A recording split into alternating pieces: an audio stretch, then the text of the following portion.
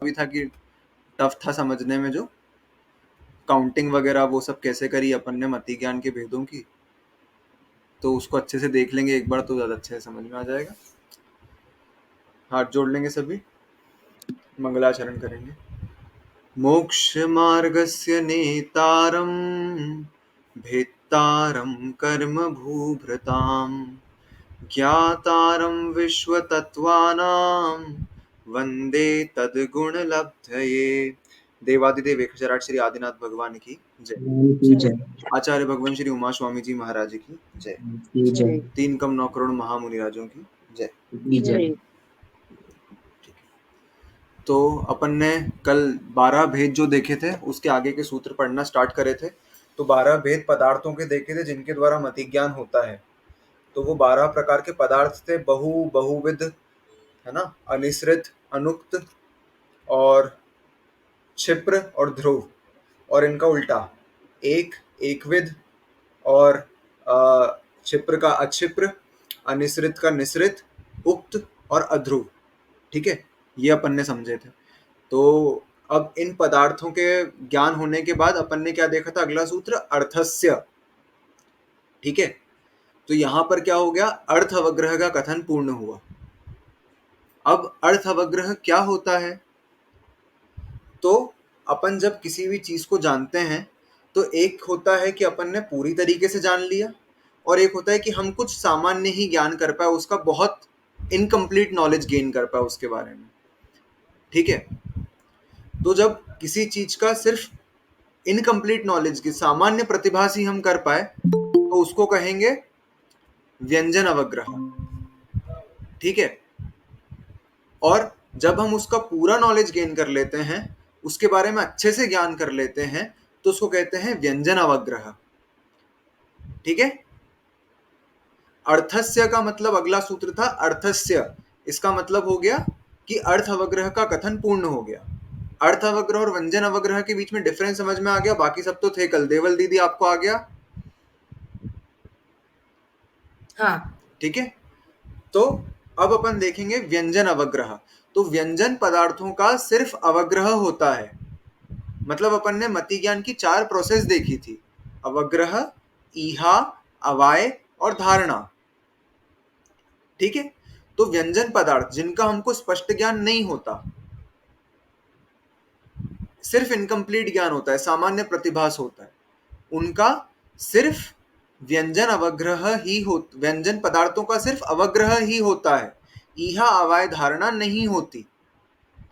ठीक है, तो अपन ने जो 12 प्रकार के पदार्थ देखे थे, बहुविध, क्षिप्र, अनिश्रित, अनुक्त, ध्रुव, और इनके उल्टे एकविध, अक्षिप्र, निश्रित, उक्त और अध्रुव। ये मैं बार बार इसलिए बोल रहा हूं कि याद हो जाए। ठीक है, तो इन 12 प्रकार के पदार्थों का सिर्फ अवग्रह होगा, व्यंजन अवग्रह। ठीक है, बाकी इनका ईहा अवाय धारणा अगर होती है तो उसको अर्थ अवग्रह कहते हैं। इसका एग्जाम्पल अपन ने क्या लिया था, जैसे तवे पर गरम तवा है, उसके ऊपर पानी की 4 बूंद छिटकी अपन ने, तो क्या होगा, सिर्फ छन छन छन की आवाज आएगी और पानी गायब हो जाएगा। हम दूसरे कमरे में थे, हम आए, हमने देखा कि कुछ आवाज आई है, हम दौड़ के गए किचन में, तब तक हमको उसका ज्ञान हो पाएगा क्या? नहीं, क्योंकि जब तक हम पहुंचेंगे तब तक वो पानी उड़ चुका होगा। तो इसका सिर्फ हमको व्यंजन अवग्रह हुआ, इसकी हमको ईहा अवाय धारणा हो ही नहीं पाई, उसके पहले जो चीज थी वो गायब हो गई। अब हमको पता नहीं है कि उस पर पानी डला था कि उस पर चाय डली थी या कोई और लिक्विड डला था। ठीक है, सिर्फ अवग्रह हुआ हमको। इसके अलावा कभी हमारे प्रमाद के कारण भी हो पाता है ऐसा, जैसे हमने बताया था कि कुछ आवाज हुई घर में और हम गहरी नींद में थे, तो हमको पता ही नहीं चला, हम बोल रहे हैं चलो होने दो जो हो रहा है, और हम सोते रहे। ठीक है, तो ऐसे टाइम पे क्या हुआ, सिर्फ व्यंजन अवग्रह कहेंगे इसको, हमको उसका ईहा अवाय धारणा हुआ ही नहीं। ठीक है, हमको कुछ आगे की नॉलेज पता ही नहीं चली, तो ये कहलाएगा व्यंजन अवग्रह। ठीक है, फिर इसके बाद क्या था, व्यंजन अवग्रह जो होता है वो चक्षु इंद्री से और मन से नहीं होता है, सिर्फ 4 इंद्रियों से होता है। कौन कौन सी इंद्रियों से होता है? स्पर्शन, रसना, घ्राण और कर्ण, इन 4 इंद्रियों से व्यंजन अवग्रह होता है। ठीक है। अब इसका कारण हमने देखा था कि व्यंजन अवग्रह 4 इंद्रियों से क्यों होता है। तो इसलिए होता है क्योंकि इन 4 इंद्रियों से जब हम किसी भी चीज का ज्ञान करेंगे तो उसके लिए इंद्री के साथ सन्निकर्ष संबंध होना चाहिए, मतलब टच होना चाहिए। अगर किसी चीज को टेस्ट करना है तो वो मेरे सामने रखी है तो मैं टेस्ट नहीं कर पाऊंगा, वो मेरी जीभ पर टच होनी चाहिए। ठीक है। अगर मेरे को ठंडी या गर्म कोई वस्तु महसूस करनी है तो मेरे को उसको छू के देखना पड़ेगा, मैं उसको दूर से नहीं समझ पाऊंगा। इसके अलावा जब मैं कुछ बोल रहा हूं तो वो शब्द जो है वो कर्ण इंद्री तक पहुंचने चाहिए, तब उनका ज्ञान हो पाएगा। या फिर कोई सुगंध है या दुर्गंध है, वो नाक तक पहुंचनी चाहिए, घ्राण इंद्री तक उसका सन्निकर्ष टच होके संबंध होना चाहिए, तब जाकर के हम उसका ज्ञान कर पाएंगे। ठीक है। और ये चीज हो ही नहीं पाई और उतनी देर में चीज गायब हो गई। जैसे अब हम कहीं से निकल रहे थे तो बहुत तेज स्पीड में निकल रहे थे, तो कई बार क्या होता है, मसाले वगैरह की या कुछ तलने की खुशबू आती है। ठीक है। तो हम निकल रहे थे स्पीड में, 1 सेकंड के लिए खुशबू आई, हम आगे बढ़ गए, खुशबू भी गायब हो गई। तो हमको सिर्फ अवग्रह हो पाया, ईहा अवाय धारणा हो ही नहीं पाई उस चीज की। ठीक है। तो चक्षु इंद्री और मन के साथ ऐसा नहीं होता है कि सन्निकर्ष संबंध होना चाहिए। चक्षु इंद्री से हम दूर की चीज का भी ज्ञान कर सकते हैं, उस चीज को आंख के साथ टच करने की जरूरत नहीं, छू कर देखने की जरूरत नहीं है। ऐसे ही मन से भी हम किसी भी चीज का ज्ञान करना हो, हमने बस मन में सोचा और हमको उसका ज्ञान हो जाता है। कैसे? जैसे हमने बताया था कि हमने सबने शिखर जी की वंदना करी हुई है यहाँ पर, तो हमने आंख बंद करी और ध्यान करा तो हमको सभी टोंकों के दर्शन एक साथ हो गए। समझ में आया? समझ में आ रहा है। तो इस प्रकार से हमारा व्यंजन अवग्रह और अर्थ अवग्रह के बीच हमने अंतर समझ लिया। अब हमने देखा था मति ज्ञान के 336 भेद बनाए थे अपन ने, कि अपन ने 336 प्रकार का मति ज्ञान पढ़ लिया है। कैसे पढ़ लिया है? तो सबसे पहले अपन अर्थ अवग्रह देखेंगे। ठीक है। तो 12 प्रकार के पदार्थ थे। 12 प्रकार के पदार्थ हितेन बताओ। बहु, एक, बहुविध, एक, एकविध, क्षिप्र, अक्षिप्र, उक्त, अनुक्त, ध्रुव, अध्रुव, कितने हुए? 10 ना? हाँ। अ, अनिश्रित और एक, निश्रित, हाँ, निश्चित। मतलब जो ढका हुआ है, सिर्फ थोड़ा सा हिस्सा दिख रहा है उसका, और जो पूरा खुला हुआ है वो निश्रित। ठीक है। तो ये अपन ने 12 प्रकार के पदार्थ देखे थे जिनका ज्ञान हम मति ज्ञान से कर सकते हैं। अब इन 12 प्रकार के पदार्थों का अवग्रह हुआ, फिर इन 12 पदार्थों की ईहा, फिर 12 की अवाय और 12 की धारणा। ठीक है। तो ये हो गए 48। ठीक है। 12 का अवग्रह, 12 की ईहा, 12 की अवाय, 12 की धारणा, 48। अब ये जो हुआ है ये एक एक इंद्री और मन से हुआ है, मतलब यही 48 चीजें स्पर्शन इंद्री से, फिर 48 रसना इंद्री से, फिर 48 घ्राण इंद्री से, फिर कर्ण इंद्री से, फिर चक्षु इंद्री से और मन से। समझ में आया? तो ये 48 चीजें देवल दीदी समझ में आ रहा है, बाकी सब तो कल समझ चुके थे। ठीक है। तो ये 48 चीजें एक एक इंद्री और मन के साथ लगानी है अपने को, तो ये हो गई 288, 48 इंटू 6, 288। 6, हाँ, ओके। ठीक है। यहां पर अर्थ अवग्रह पूर्ण हुआ। अब अपन व्यंजन अवग्रह देखेंगे। तो यही जो 12 प्रकार के पदार्थ थे, इनका सिर्फ व्यंजन अवग्रह होगा, इनकी ईहा अवाय धारणा नहीं होगी, क्योंकि व्यंजन अवग्रह के साथ ईहा अवाय धारणा नहीं होता। ठीक है। तो इन 12 प्रकार पदार्थों का व्यंजन अवग्रह हुआ बस। तो 12 इंटू 1 सिर्फ 12। ठीक है। अब इन 12 को 4 इंद्री से होएगा ये। कौन कौन सी इंद्री से? स्पर्शन, रसना, घ्राण और कर्ण, 4 इंद्री से। चक्षु और मन से व्यंजन अवग्रह नहीं होता, तो इसलिए 12 इंटू 4, 48। तो व्यंजन अवग्रह कितना हो गया? 48। अर्थ अवग्रह वाली जो मति ज्ञान था उसके हो गए 288 भेद। तो 288 प्लस 48 336, 336 प्रकार का मति ज्ञान होता है। समझ में आया ये? सबको आ गया समझ में? ठीक है। अब इसके बाद अपन ने क्या देखा था? अर्थस्य व्यंजनावग्रह न चक्षुरिंद्रियाभ्याम, फिर श्रुतम मति पूर्वम द्वैनेक द्वादश भेदम। ठीक है, इसका अर्थ क्या था? श्रुत ज्ञान मति ज्ञान पूर्वक होता है और इसके द्वैनेक द्वादश भेदम, 2 भेद, अनेक भेद और 12 भेद होते हैं। ठीक है, श्रुत अपन ने पहले जब पांचों ज्ञान के वर्णन अपन पढ़ रहे थे तब श्रुत ज्ञान की डेफिनेशन क्या देखी थी अपन ने? मति ज्ञान पूर्वक जो इंद्रिय और मन की सहायता से ज्ञान होता है उसको श्रुत ज्ञान कहते हैं। तो यहीं पर उन्होंने लिखा है श्रुतम मति पूर्वम, मतलब वो मति ज्ञान पूर्वक जो ज्ञान होता है उसको श्रुत ज्ञान कहते हैं। और उसके भेद बताए 2, अनेक अथवा 12। कैसे बनेंगे ये 2, अनेक और 12 भेद? तो सबसे पहले 2 भेद करेंगे। श्रुत ज्ञान के 2 भेद, अंग बाह्य और अंग प्रविष्ट। ठीक है, श्रुत ज्ञान के 2 भेद हो गए, अंग बाह्य और अंग प्रविष्ट। अंग बाह्य क्या होता है? इसके पहले अपने को अंग प्रविष्ट समझना पड़ेगा। अंग प्रविष्ट क्या होता है? समव शरण में भगवान की दिव्य ध्वनि खिड़ती है तो गणधर उस दिव्य ध्वनि को छेल करके अंगों की रचना करते हैं। ठीक है, वो अंगों की संख्या होती है 12, जिसको अपन कहते हैं द्वादशांग जिनवाणी। ठीक है, तो अपन जिनवाणी माता की जय बोलते तो बोलते हैं द्वादशांग जिनवाणी माता की जय। तो जिन अंगों की जय बोल रहे हैं ये क्या होते हैं? अंग प्रविष्ट। इसकी डेफिनेशन, जो गणधरों के द्वारा दी गई जिनवाणी है, अंग है, उसको अंग प्रविष्ट कहते हैं। इसके होते हैं 12 भेद।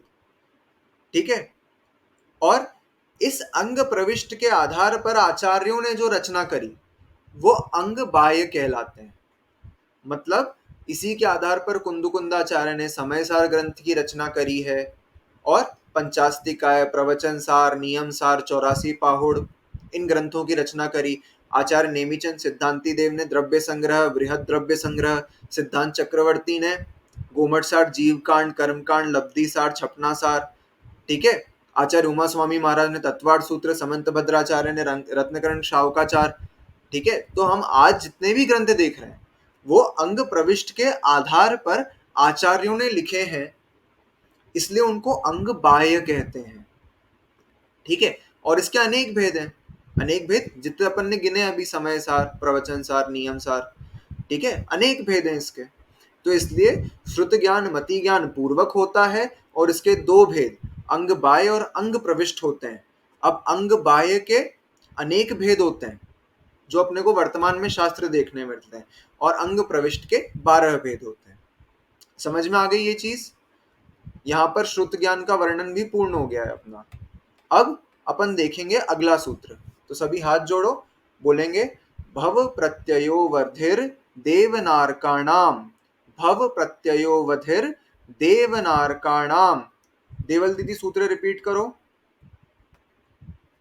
भव प्रत्ययो अवधि देवनारकाणाम। भव प्रत्ययो वधिर देवनारकाणाम। बोलो एक और अरे बार। मेरे इसमें पीडीएफ में ना सिर्फ संधि विच्छेद लिखा है इस सूत्र का। अच्छा ठीक है, मैं पीडीएफ भेज दूंगा हाँ जो भी पढ़ रहा हूँ मैं। हाँ, दूसरा मैं ठीक है, भव प्रत्ययो वधिर देवनारकाणाम, मतलब नारकाणाम। देवों और नारकियों में जो अवधि ज्ञान होता है वो भव प्रत्यय होता है। भव प्रत्यय क्या होता है? जो उनके भव के साथ उनको बाय बर्थ डिफॉल्ट सेटिंग में मिला है उनको ये अवधि ज्ञान। ठीक है, उनको इसके लिए कुछ विशेष नहीं करना पड़ा। मतलब कोई भी देव जब जन्म लेगा और कोई भी नारकी जब जन्म लेगा तो उसको भव, उसमें उसको नियम से अवधि ज्ञान मिलेगा उस भव में। ठीक है, तो देवों और नारकियों के पास भव प्रत्यय अवधि ज्ञान होता है। समझ में आया इस सूत्र का मतलब? देवों यार हाँ, फिर तो नारकी हमसे ज्यादा लक्की हुए ना। नहीं, नारकियों में भी ऐसा होता है। देखो अवधि ज्ञान अपन यहाँ पर सिर्फ सम्यक ज्ञान का वर्णन पढ़ रहे हैं, तो अपने को सिर्फ 5 ज्ञान बताए गए हैं, जबकि ज्ञान 8 भी होते हैं। ठीक है, मति श्रुत अवधि मनः पर्यय केवल ज्ञान। ठीक है, ये 5 सम्यक ज्ञान होते हैं। और मिथ्या ज्ञान क्या होते हैं? कुमति, कुश्रुत और विभंगावधि।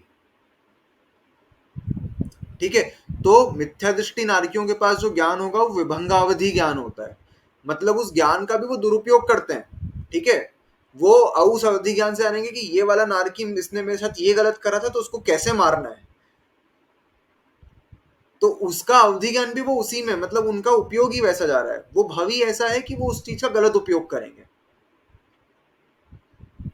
ठीक है, तो नारकियों और देवों के पास जन्म से अवधि ज्ञान होता है और उसको क्या कहते हैं, भव प्रत्यय अवधि ज्ञान। ठीक है, सम्यक दृष्टि नारकियों के पास अवधि ज्ञान सही होता है, सम्यक ज्ञान होता है। अब इसके बाद वाला सूत्र अपन देखेंगे। एक मिनट, नारकी भी सम्यक दृष्टि हो सकते हैं? नारकी भी सम्यक, चारों गति के जीव सम्यक दृष्टि हो सकते हैं। राजा श्रेणिक क्षायिक सम्यक दृष्टि जीव है, अभी नरक में भी? नरक में भी सम्यक दर्शन नहीं छूटा। इसके अलावा रावण जो है वो शयोपसम सम्यक दृष्टि जीव है वहां पर। तो और वो लोग वहां पे लड़ाई झगड़ा नहीं करते जैसे हम सुनते हैं कि करते नार हैं के जीव करते हैं तो? करते हैं, सम्यक दृष्टि अच्छा। जीव की भी कृष्ण लेश्या हो सकती है। आयु कर्म बांधा है उन्होंने, भोगना ही पड़ेगा। भोगना पड़ेगा, लेकिन हाँ। हाँ उनको भोगना ही पड़ेगा, और वहां पर जाकर के भले उनकी तीर्थंकर प्रकृति का बंध हो या उनका सम्यक दर्शन हो, कुछ उनको बचा नहीं सकता वहां पर। अपन ने सम्यक दर्शन के कारण पढ़े थे, तो नरक में भी सम्यक दर्शन के कारण देखे थे कि वेदना अनुभव, जाति स्मरण, ठीक है, और धर्म श्रवण, ये कारण होते हैं नरक में सम्यक दर्शन की उत्पत्ति के। तो ये कब पढ़ाया तुमने? ये तो अपन ने जब सम्यक दर्शन का अपन वर्णन पढ़ रहे थे तभी देखा था स्टार्टिंग में। अच्छा हाँ ठीक, मेरा छोटा है वो क्लास। ओके ओके ठीक है, तो ये सम्यक दर्शन नरक में भी उत्पन्न हो सकता है। 7वीं पृथ्वी तक जो नारकी हैं वो भी सम्यक दृष्टि हो सकते हैं। ठीक है, लेकिन उसका ये मतलब नहीं है कि वो वहां पे लड़ाई झगड़ा नहीं करते हैं। सम्यक दृष्टि नारकी भी वहां पे ऐसी लड़ाई झगड़े करते हैं जैसे मिथ्या दृष्टि नारकी करते हैं। Okay okay. ठीक है, मतलब कोई ज्यादा डिफरेंस नहीं होता है दोनों में, बस ये सम्यक दृष्टि और ये मिथ्या दृष्टि होता है। ठीक है, इसके बाद वाला अपन सूत्र देखेंगे।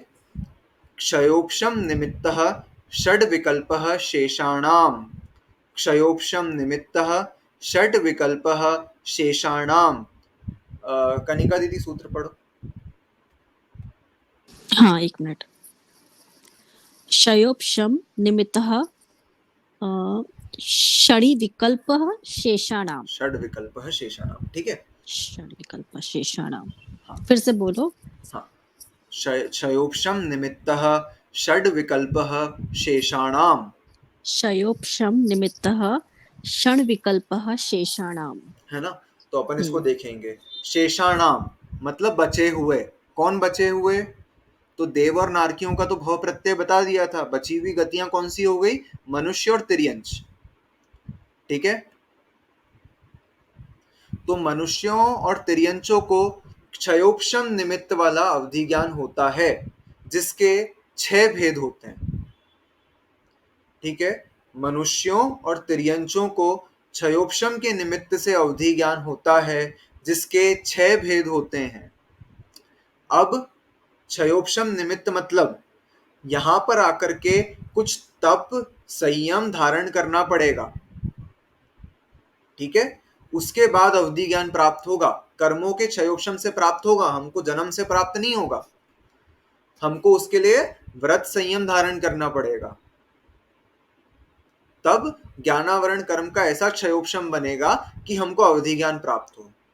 अब जो हमको अवधि ज्ञान प्राप्त होगा उसके 6 विकल्प होते हैं, 6 टाइप्स होते हैं। ठीक है, तो सबसे पहला टाइप है अनुगामी, फिर दूसरा टाइप अननुगामी, फिर तीसरा वर्धमान, चौथा हीयमान, पांचवा अवस्थित और छठवा अनवस्थित। 6 प्रकार का अवधि ज्ञान होता है जो मनुष्यों और तिर्यंचों में पाया जाता है। कौन सा? अनुगामी, अननुगामी, वर्धमान, हीयमान, अवस्थित और अनवस्थित। ठीक है, तो अपन देखेंगे एक एक को समझेंगे। अनुगामी, अनुगामी अवधि ज्ञान क्या होता है? जो हमारे साथ साथ जाए। जैसे उज्जैन में कोई मुनिराज थे, उनको अवधि ज्ञान प्रकट हुआ। ठीक है, अब यहां से उज्जैन से उनका विहार हो गया, और वो उज्जैन से विहार करके सपोज इंदौर चले गए, ठीक है। अब वो उज्जैन से विहार करके गए इंदौर, तो उनको जो अवधि ज्ञान प्रकट हुआ था वो भी उनके साथ साथ गया, ठीक है। तो ये कहलाएगा अनुगामी, जो अनुसरण करे, आपके पीछे पीछे जाए, ये कहलाएगा अनुगामी। इसके अलावा एक और अर्थ हो सकता है इसका कि जैसे वो यहां पर थे, अब यहां पर उनका मरण हो गया, यहां से वो गए देव पर्याय में, या यहां से सपोज उनका जन्म हुआ विदेह क्षेत्र में, तो वो जहां पर भी गए वहां पर उनका अवधि ज्ञान उनके साथ गया, ठीक है। तो उनका अनुसरण करा, तो जो अवधि ज्ञान आपके पीछे पीछे जाए वो कहलाएगा अनुगामी, जो अनुसरण करे। और जो जहां पर है बस वहीं पर रहे, आगे ना जाए, वो अननुगामी। जैसे वो यहां से इंदौर गए और उनका अवधि ज्ञान नहीं गया साथ में, अब वहां पर जाकर उनको अवधि ज्ञान नहीं है, ठीक है, तो इसको कह देंगे अननुगामी। फिर वर्धमान, वर्धमान अवधि ज्ञान क्या होता है? जो समय के साथ साथ बढ़ता जाए, ठीक है। जैसे आज किसी मुनिराज को अवधि ज्ञान हुआ और आज उनकी अवधि ज्ञान का अपन ने द्रव्य क्षेत्र काल की मर्यादा देखी थी, तो आज सपोज उनको 100 वर्ष पहले का और 200 किलोमीटर दूर तक का उनको अवधि ज्ञान हो जाता है। अब समय बीतता गया, फिर क्या हुआ, उनको 100 वर्ष से 500 वर्ष पूर्व का भी अवधि ज्ञान होने लग गया, 100 वर्ष आगे का भी अवधि ज्ञान होने लग गया, और इसके अलावा 500 किलोमीटर के अलावा उनको 1000 किलोमीटर दूर का भी अवधि ज्ञान होने लग गया। तो उनकी मर्यादा बढ़ रही है, ठीक है। तो ये कहलाएगा वर्धमान, जो बढ़ता जाए, नाम से ही समझ में आ रहा है, वर्धमान, जो अवधि ज्ञान समय के साथ बढ़ता जाए ये वर्धमान, और इसका उल्टा जो समय के साथ घटता जाए वो हीयमान, ठीक है। जो अवधि ज्ञान समय के साथ घटता जाए, जैसे आज मुझे 10 वर्ष का ज्ञान होता था आगे पीछे का, अब 5 का ही रह गया थोड़े समय बाद, तो ये हीयमान। फिर अवस्थित, अवस्थित क्या होता है? जो अवधि ज्ञान समय के साथ जैसा था वैसा का वैसा रहे, ठीक है, ना बढ़ रहा है ना घट रहा है, ये अवस्थित। जगह चेंज कर ली तो भी ना बढ़ रहा है ना घट रहा है, ये अवस्थित। और अनवस्थित मतलब जो कभी तो बढ़ जाता है और कभी घट जाता है, कभी उसके द्रव्य क्षेत्र काल की मर्यादा बहुत ज्यादा हो जाती है, कभी बहुत कम हो जाती है, ये कहलाएगा अनवस्थित। तो देवों और नारकियों में जो अवधि ज्ञान होता है वो अवस्थित अवधि ज्ञान होता है, मतलब उनको जन्म के समय जितना था उतना उनको मरण तक रहेगा, उनका बढ़ता घटता नहीं है, जो था वैसा का वैसा रहता है, ये कहलाएगा अवस्थित। और जो अवधि ज्ञान कभी बढ़ जाए कभी घट जाए उसको कह लेंगे अनवस्थित, ठीक है। तो अपन ने अवधि ज्ञान के 6 भेद देख लिए। जो क्षयोपशम निमित्त से अवधि ज्ञान मनुष्य और नारकियों में होता है वो 6 प्रकार का होता है, जिसके नाम थे अनुगामी, अननुगामी, वर्धमान, हीयमान, अवस्थित और अनवस्थित, ठीक है। ये अवधि ज्ञान के 6 भेद और देख लिए हमने। अब तुमने अवस्थित का एग्जाम्पल किसका दिया था देवा? नरक अवस्थित के का, जीव? हाँ, मतलब अवस्थित, जिनका ना बढ़ रहा है ना कम हो रहा है, कुछ हाँ, एग्जाम्पल देव दिया और था क्या? नारकियों में होता है ऐसा, देवनार की, अच्छा, ठीक है। हाँ हाँ हाँ। हाँ, अब अपन आगे देखेंगे। अगला सूत्र क्या कहेगा? ऋजु विपुलमति मनः पर्ययः, ऋजु विपुलमति मनः पर्ययः। श्रेयस भैया सूत्र बोलो एक बार।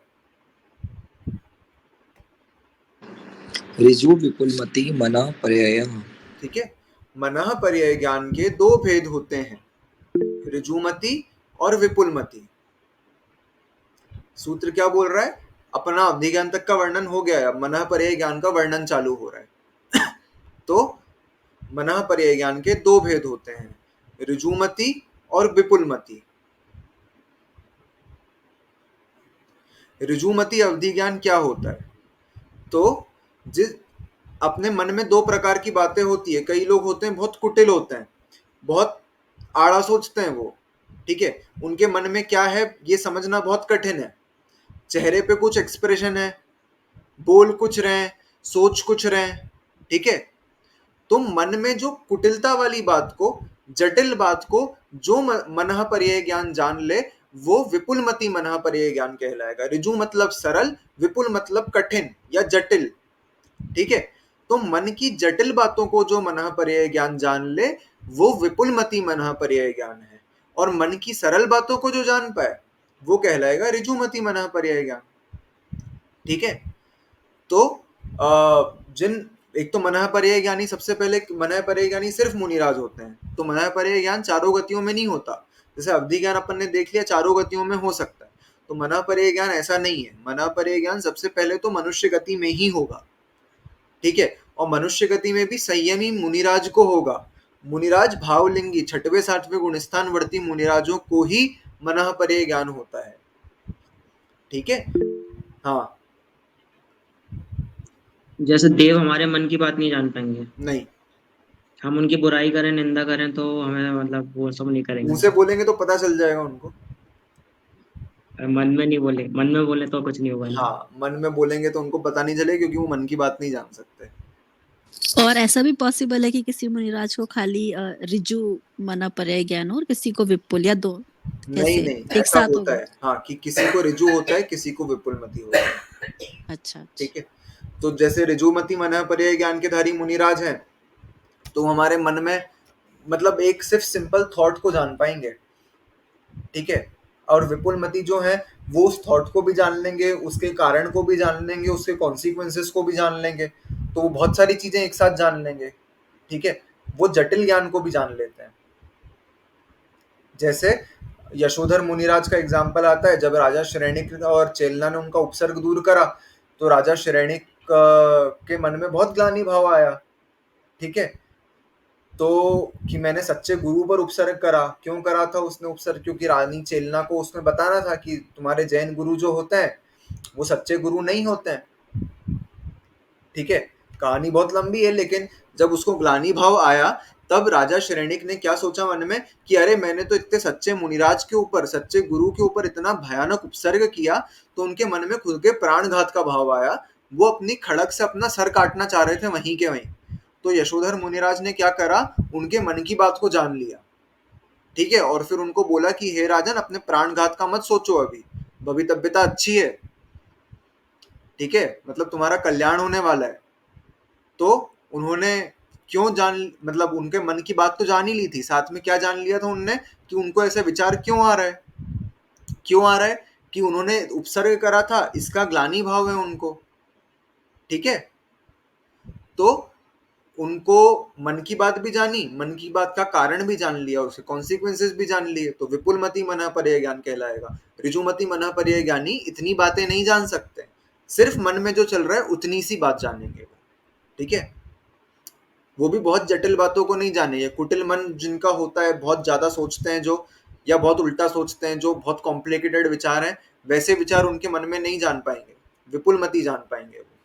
ठीक है, तो ये मनः पर्यय ज्ञान के दो भेद हो गए, ऋजुमति और विपुलमति। इसके बाद अगला सूत्र है विशुद्ध प्रतिपाताभ्याम तद विशेषः। विशुद्ध प्रतिपाताभ्याम तद विशेषः। विशुद्ध प्रतिपाताभ्याम तद विशेषः। हितेन, विशुद्ध प्रतिपाताभ्याम तद विशेषः। ठीक है, अब उस विपुलमति उस मनः पर्यय ज्ञान जो दोनों बताए हैं मनः पर्यय ज्ञान, उनमें विशेषताएं हैं। कैसे अलग अलग अंतर दोनों में करेंगे अपन, तो विशुद्धि और प्रतिपाति इन दोनों की अपेक्षा में दोनों में अंतर करेंगे, है ना। इन दोनों में विशेषताएं आती है। क्यों डिफरेंस होता है?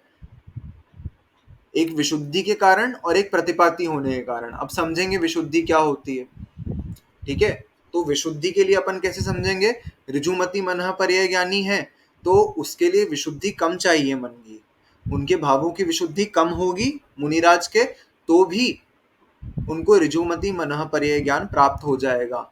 लेकिन विपुलमति मनः पर्यय ज्ञान प्राप्त करने के लिए भावों की विशुद्धि ज्यादा चाहिए। ठीक है, क्योंकि वो ज्ञान भी थोड़ा ज्यादा अच्छा है, कॉम्प्लिकेटेड ज्ञान है। ठीक है, उनको मतलब कठिन चीजें भी ज्ञान हो जा रहा है, उनको आभास हो जा रहा है चीजों का, तो उसके लिए भावों की विशुद्धि और अधिक चाहिए। अच्छा पाना है तो अच्छी विशुद्धि चाहिए। ठीक है, तो ऋजुमति मनः पर्यय ज्ञान के लिए विशुद्धि कम चाहिए और विपुलमति मनः पर्यय ज्ञान के लिए विशुद्धि ज्यादा चाहिए। ठीक है, और प्रतिपाती। प्रतिपाती मतलब क्या होता है? घटना। तो ऋजुमति मनः पर्यय ज्ञान जो है ये घट सकता है, ठीक है। मतलब इसको प्राप्त करने के बाद अगर जीव की विशुद्धि घट गई तो ये जो मनः पर्यय ज्ञान है वो भी कम हो जाएगा या खत्म हो जाएगा, ठीक है। तो मतलब ऐसा भी होगा कि एक मुनिराज को मनः पर्यय ज्ञान प्राप्त हो गया और फिर उनके भावों की विशुद्धि कम हो गई तो मनः पर्यय ज्ञान चला भी गया उनका, ठीक है। तो ये हो सकता है ऋजुमति मनः पर्यय ज्ञान में। विपुलमति मनः पर्यय ज्ञान ऐसा होता है जो अप्रतिपाती होता है, मतलब ये कभी भी घट नहीं सकता, बढ़ता ही बढ़ता है। कैसे बढ़ता है? कि विपुलमति मनः पर्यय ज्ञानी नियम से उसी भाव में मोक्ष जाता है, ठीक है।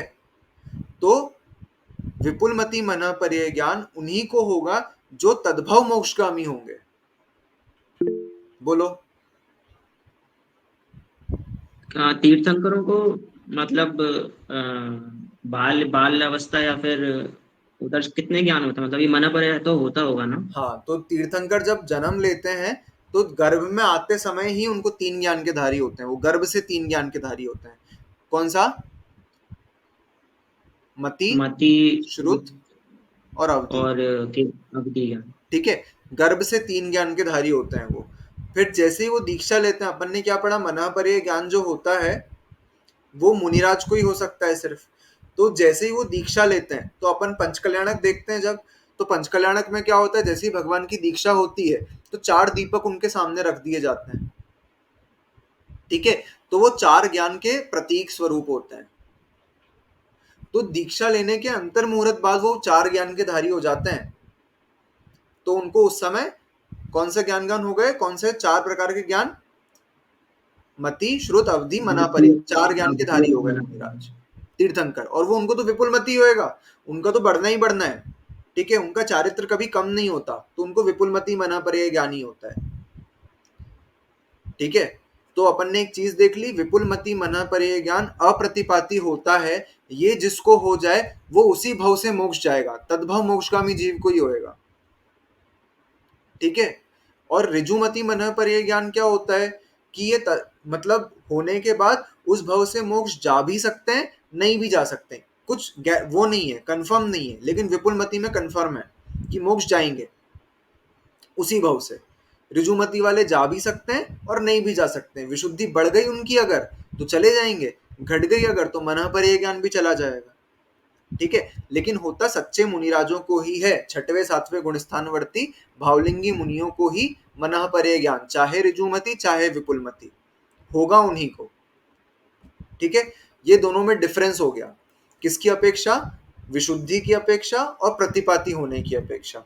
तो विशुद्धि की अपेक्षा क्या हो गया? ऋजुमति में कम विशुद्धि चाहिए, विपुलमति में ज्यादा भावों की विशुद्धि चाहिए। और ऋजुमति मनः पर्यय ज्ञान प्रतिपाती होता है, मतलब ये भावों की विशुद्धि कम हुई तो मनः पर्यय ज्ञान चला भी जाएगा या कम भी हो सकता है। इसमें भी द्रव्य क्षेत्र काल की मर्यादा होती है ना, तो कम भी हो सकता है और बढ़ भी सकता है, ठीक है। एक और सूत्र देखेंगे आज अपन, विशुद्धि क्षेत्र स्वामी विषयेभ्यो वधिर मनः पर्ययोः। विशुद्धि क्षेत्र स्वामी विषयो वधिर मनः पर्ययोः। विशुद्धि क्षेत्र स्वामी विषयेभ्यो वधिर मनः पर्ययोः। श्रेयस भैया सूत्र बोलोगे एक बार? बोल रहा हूँ। हाँ। विशुद्धि क्षेत्र स्वामी विषयव्यो बधि मनः पर्ययो, ठीक है। तो अवधि और मनः पर्यय ज्ञान के बीच में यहाँ पर कंपैरिजन हो रहा है।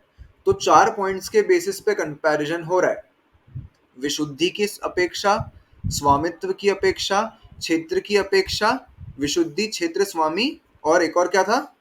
विषय, किस विषय को वो ग्रहण करेगा इसकी अपेक्षा, ठीक है।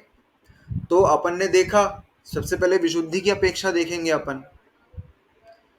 तो विशुद्धि की अपेक्षा क्या होगा? ज्यादा अच्छा ज्ञान कौन सा है, ज्यादा सूक्ष्म ज्ञान कौन सा है? मनः पर्यय ज्ञान। तो उसके लिए विशुद्धि चाहिए ज्यादा और अवधि ज्ञान के लिए विशुद्धि चाहिए कम, ठीक है। मनः परे ज्ञान के लिए इतनी विशुद्धि चाहिए कि आपको महाव्रती होना पड़ेगा, और अवधि ज्ञान आपको अव्रती होने पर भी मिल सकता है। ठीक है, जैसे देवों को नारकियों को मिलता है। ठीक है, तो बिना व्रत लिए अव्रती अवस्था में भी अवधि ज्ञान मिल सकता है, तो विशुद्धि कम चाहिए, और मनः परे ज्ञान के लिए विशुद्धि ज्यादा चाहिए। फिर क्षेत्र, तो अपन ने क्या देखा था, सब में द्रव्य क्षेत्र काल की मर्यादा तो देखी थी। अब अवधि ज्ञान के कुछ और टाइप्स होते हैं। ठीक है, सर्वावधि अवधि ज्ञान सबसे बड़ा अवधि ज्ञान होता है, और ये जो सर्वावधि अवधि ज्ञान है ये किसको होता है, अपन देखते हैं जो सर्वार्थ सिद्धि के देव होते हैं ना, सर्वार्थ सिद्धि के देव सबसे ऊपर जो देव रहते हैं उनको अवधि ज्ञान होता है सर्वावधि। वो 7वें नरक तक की बात को जान सकते हैं, पूरे लोक की बात को जान सकते हैं वो। इसके अलावा जिन मुनिराजों को, जैसे अपन ने विपुलमति मनः परे ज्ञान के लिए एक नियम बनाया कि जिसको विपुलमति मनः परे ज्ञान हो गया वो उसी भाव से मोक्ष जाएगा। ठीक है, ऐसे ही जिस मुनिराज को सर्वावधि अवधि ज्ञान हो गया, सर्वावधि, ठीक है, ये वाला अवधि ज्ञान हो गया जिसको, वो तद्भव मोक्षगामी होते हैं। ठीक है, वो उसी भाव से मोक्ष जाते हैं, इतनी विशुद्धि होती है उसकी। और उसका विषय क्या है सर्वावधि का, पूरा लोक, पूरे लोक के रूपी पदार्थों को जान सकते हैं वो, छोटे से छोटा बड़े से बड़ा, छोटे से छोटा क्या, परमाणु, एक परमाणु को भी जानते हैं, और महास्कंद जो 3 लोक के बराबर है उसको भी जानते हैं। ये सर्वावधि अवधि ज्ञान का विषय है। और मनः परे ज्ञान का विषय क्या हो गया, सिर्फ 45 लाख योजन, जितना अपना ढाई द्वीप है उतने का ही विषय कर पाते हैं वो, उतने ढाई द्वीप में जो जीव हैं उनके मन की बात उनका विषय कर पाते हैं, अगर मैक्सिमम भी हुआ तो। ठीक है, समझ में आया दोनों के बीच में क्षेत्र का अंतर। ठीक है, स्वामी, अब मनः परे ज्ञान के स्वामी सिर्फ मनुष्य गति में संयमी जीव होते हैं, महाव्रती। ठीक है, और अवधि ज्ञान का स्वामी चारों गतियों के जीव हो सकते हैं, चाहे संयमी हो चाहे असंयमी हो, दोनों हो सकते हैं, लेकिन मनः परे ज्ञान के सिर्फ संयमी जीव होते हैं, मुनिराज। ठीक है, विशुद्धि, क्षेत्र, स्वामी और विषय, किस चीज को विषय करते हैं, तो अवधि ज्ञान किसको विषय करता है, अपन ने डेफिनेशन में देखा है, द्रव्य क्षेत्र काल की मर्यादा के साथ सीधे आत्मा से जो रूपी पदार्थों को विषय करे। ठीक है, वो रूपी पदार्थों को विषय करने वाला ज्ञान जो है वो अवधि ज्ञान कहलाता है, और मनः परे ज्ञान जो है वो मन के विचार और विचारों में स्थित पदार्थों को विषय करता है। मतलब विचार क्या है उसको भी जान लेगा, और उस विचार में जो पदार्थ आ रहा है उसके बारे में भी जान लेगा। ठीक है, विशुद्धि, क्षेत्र, स्वामी, विषयोवधिर मनः पर्यय। इसका मतलब अपन ने क्या देखा, विशुद्धि की अपेक्षा अवधि ज्ञान में कम विशुद्धि चाहिए, मनः पर्यय ज्ञान में ज्यादा विशुद्धि चाहिए। क्षेत्र की अपेक्षा अवधि ज्ञान अगर मैक्सिमम हो, सर्वावधि हो, तो वो 3 लोक को भी ग्रहण कर लेगा, छोटे से छोटे बड़े से बड़े विषय को भी, रूपी पदार्थ को वो ग्रहण कर लेगा। और विपुलमति मनः परे ज्ञान मैक्सिमम भी हो, अगर सबसे ज्यादा मर्यादा वाला भी हो, तो 45 लाख योजन, मतलब कि ढाई द्वीप में स्थित जीवों के मन के विचारों को वो ग्रहण करेगा। ठीक है, स्वामी, तो अवधि ज्ञान के स्वामी चारों गतियों के जीव हो सकते हैं, देव, मनुष्य, नारकी, तिर्यन, चारों। ठीक है, असंयमी, संयमी, सब। लेकिन मनः परे ज्ञान के स्वामी कौन होते हैं, तो मनः परे ज्ञान के स्वामी 4 गति के जीव नहीं होते हैं, सिर्फ मनुष्य गति के जीव होते हैं, और मनुष्य गति में भी संयमी महाव्रती मुनिराज को ही मनः परे ज्ञान हो सकता है।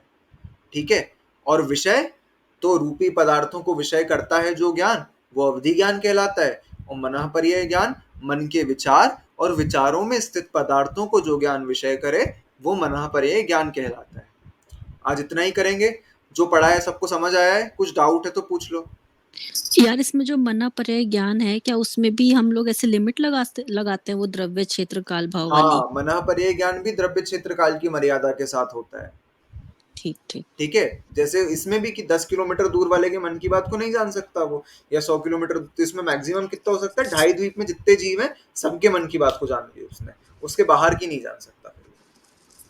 अच्छा, ऐसे भी पॉसिबल है कि ढाई द्वीप में जितने मनुष्य उनके मन की बात जान मन लो, के मन जितने भी लोग, मतलब हाँ मनुष्य के अलावा त्रियंश वगैरह भी। तिरियंश वगैरह भी सबके। हाँ हम्म, ठीक है, और कुछ आगे सबको समझ में? थम्स अप दे दो, फिर जिनवाणी स्तुति करेंगे अपन। ठीक है, हाथ जोड़ लो जिनवाणी स्तुति के लिए।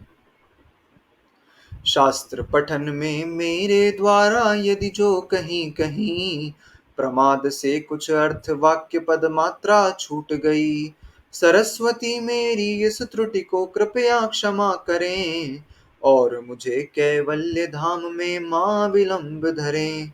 वांछित फलदात्री चिंतामणि सदृश मात्र तेरा, वंदन करने वाले मुझको मिले पता मेरा। बोधि समाधि विशुद्ध भावना आत्म सिद्धि मुझको मिले और मैं पा जाऊं मां मोक्ष महासुख को। द्वादशांग जनवाणी मातेश्वरी की जय। का